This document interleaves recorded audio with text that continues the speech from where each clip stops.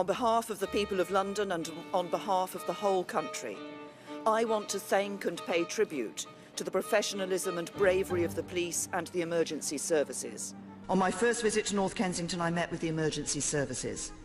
These extraordinary men and women put their lives on the line in an effort to save others.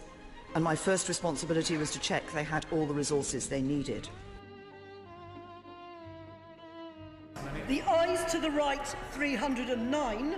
The noes to the left, 323.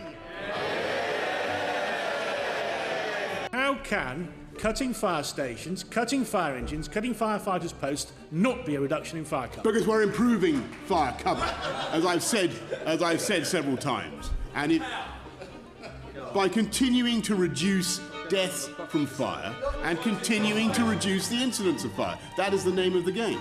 It's not about... You lied to the people of London in your election. Oh, get stuck. The Federation warned that spending reductions mean that we'll be forced to adopt a paramilitary style of policing in Britain. Today you said that neighbourhood police officers are an endangered species. I have to tell you that this kind of scaremongering does nobody any good. The police service is in crisis as a result of the cuts. They're being dragged from pillar to post. We hear talk of extra police officers on the street.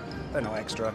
They're officers that have had their rare leave days cancelled. They've had their 12-hour shifts that are now done routinely extended to 16 hours. They're being drawn from other areas. The officers we see behind us are from Kingston, from Hounslow and Hillingdon.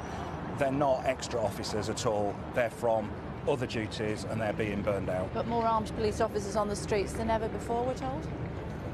No. Armed police officers on the streets than ever before? No, they're not. Basically, people that are alleging that are lying. So the government are lying? Yes. We have nurses going to food banks at the moment. That must be wrong. We have, and there are many complex reasons why people go to food banks. My wage slips from 2009 reflect exactly what I'm earning today. So how can that be fair in light of the job that we actually do? We will put more money into the NHS, but there isn't a magic money tree that we can shake that suddenly provides for everything. Of £1 billion in the next 2 years, as well as providing new flexibilities on almost £500 million previously committed to Northern Ireland. After 7 years of power, are you so interested in injecting £1 billion of public money? It's not Conservative money, it is public money that could be distributed to mental health nurses, to schools, to public sectors, but no, because you want to cling to power, because you have got a woman who does not understand the electorate, does not understand the message she's been given by the public. She has now bribed the Northern Irish Assembly with £1 billion to keep her into power. Justify that for me now, please. So, if, say, for instance, somebody had a or if their financial situation and their benefits is delayed,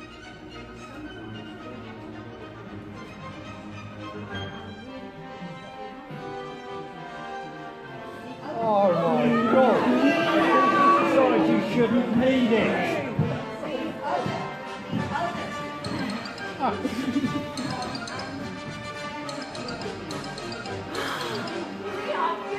So I don't think there's a need for an election. I think the next election will be in 2020. Let me make this very clear, because again, it's very important. Under current law, the next election will be in 2020. No ifs, no buts, no snap elections, no changing the law.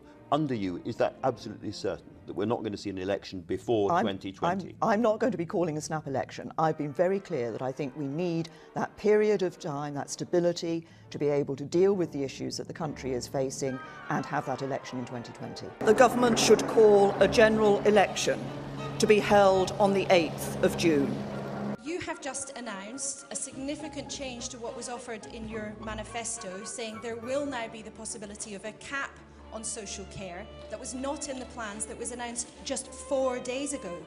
That doesn't look so strong and stable, Prime Minister, does it? It looks rather like panic in the face of opposition. You have just buckled under pressure over your social care plans. Isn't this U-turn really just a cynical attempt to stop voters leaving you in droves? Look, first of all, let's be clear. We have not changed the principles that we set out in the manifesto. Doesn't this show that you are really weak and wobbly, not strong and stable? Now, first it was election spending. Now an investigation by this programme has uncovered evidence that the Conservatives may have breached election and privacy laws in this year's general election. Channel 4 News has discovered that the Conservatives used a secretive call centre employing up to 100 people a day to make repeated cold calls to voters in marginal seats. The callers bombarded undecided voters with Tory messages on Brexit and immigration, and on election day made calls promoting individual candidates. Paying people to canvass for specific political candidates is illegal. Judge us on our record. On our record, we have cut. Okay?